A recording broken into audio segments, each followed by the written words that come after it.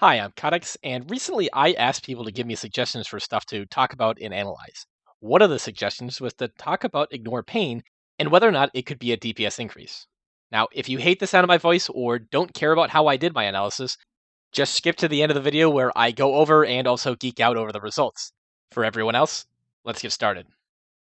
Now, besides the obvious fact that living longer means that you get to do more damage, on its surface, there isn't any obvious DPS benefit to using Ignore Pain, since it doesn't do damage. However, it does cost rage, and spending rage can proc Tactician, thus letting you use Overpower, which does obviously do damage.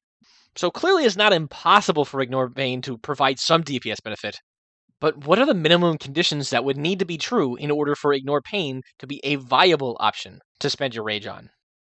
Well, let's start with what we know.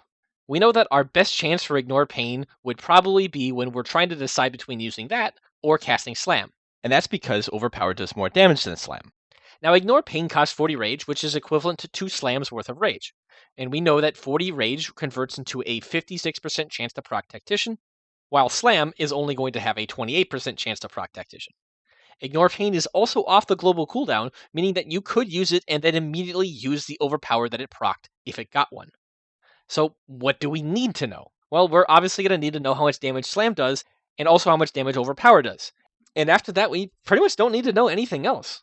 The rest we'll be able to either figure out on our own, or we can just make assumptions about what it would be. We don't need to worry about crit damage, we don't have to worry about melee swings or try to model how much rage we have. We can simply just start and build something that works, and then start adding more and more complexity to get answers that we are more happy with. So since we need to know some ability damages, I went to the training dummy and put on some crappy gear that had no enchants or domination shards to get damage values for both Slam and Overpower.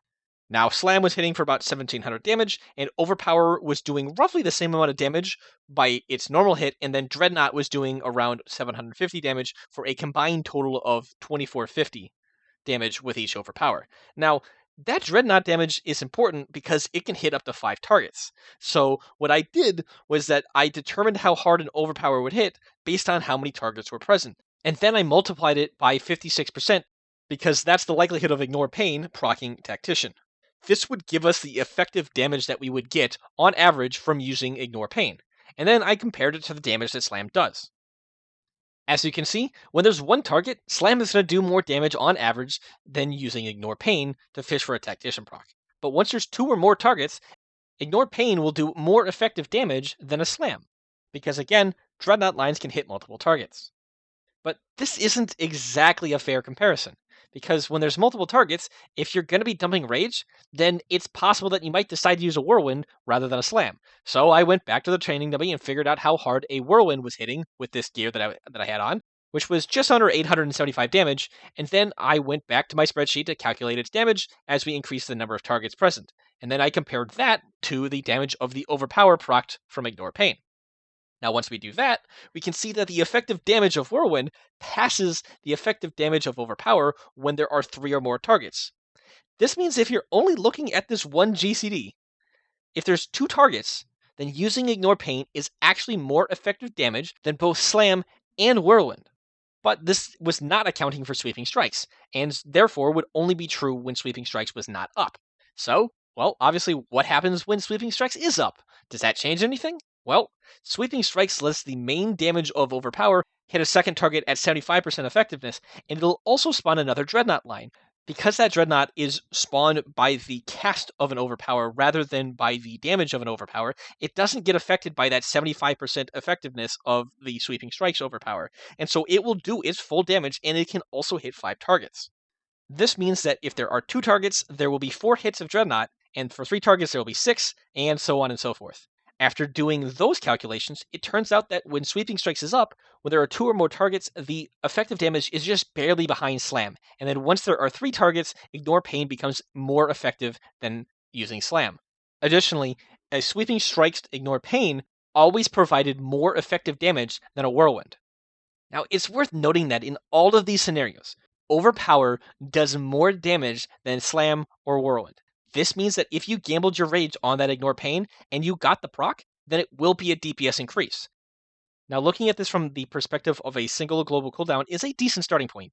but it by no means gives us a complete picture. So let's go back and have a think about how to look at the bigger picture, and let's start by simply expanding our view to add 2 GCDs to see where that gets us.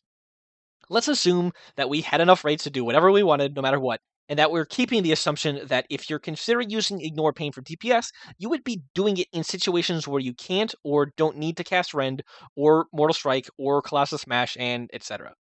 This means that if you're not using Ignore Pain, you're likely going to be using Slam twice, unless that first Slam procced a Tactician, at which point that second GCD would be an Overpower.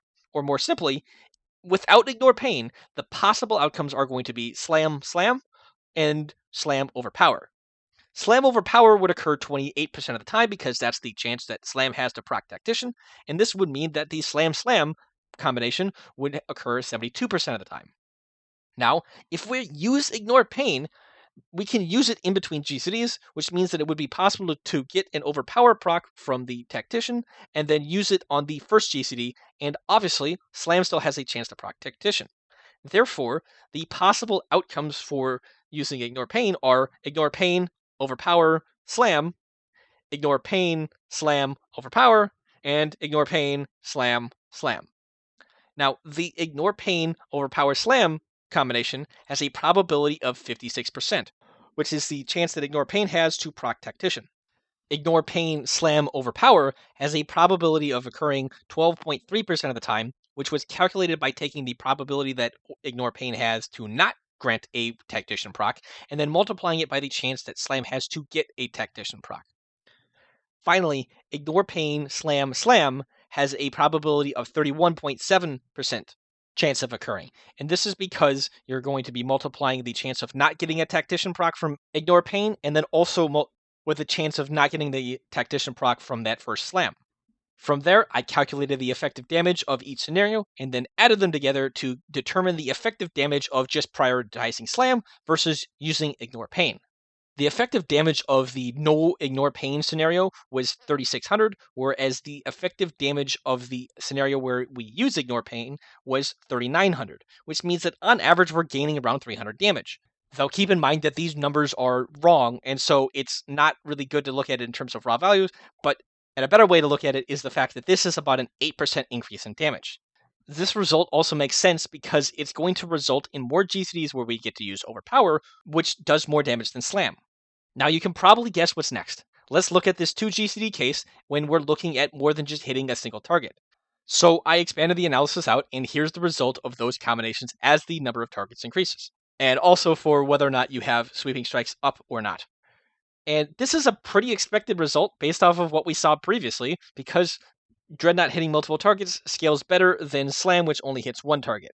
At this point, I'm about 8 minutes into the video, and there's a massive variable that I haven't talked about yet that I'm sure some of you have been screaming about in your head, and that's the difference in rage spending when using Ignore Pain along with Slam versus not using Ignore Pain. When you generate a weighted average rage cost for using Ignore Pain during these 2 GCDs versus not using Ignore Pain, the Ignore Pain strategy costs 93% more rage. Now, this would have been 100% increased rage, but it's not because of the higher frequency of getting to use Overpower. So sure, we're getting this extra damage, but we would be doing that by drastically reducing how efficient we are with our rage spending. So let's look at this from the perspective of rage efficiency, which we can do by dividing the damage of each combination by the amount of rage spent. This will give us the damage per rage metric, and so I went and calculated this for all the various combinations, and this was weighted by the probability of that particular combination occurring.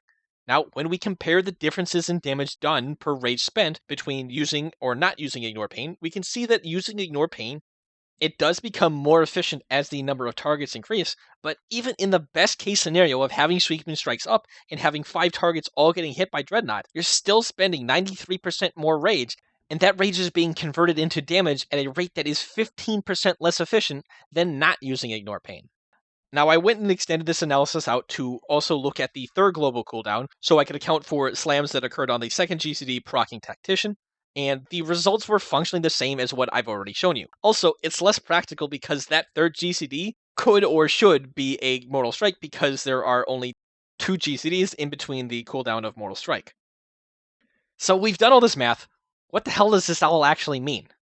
It means that Ignore Pain is a far less efficient way of spending your rage than Slam, but it has scenarios where it does more damage than Slam, notably when there are 2 or more targets.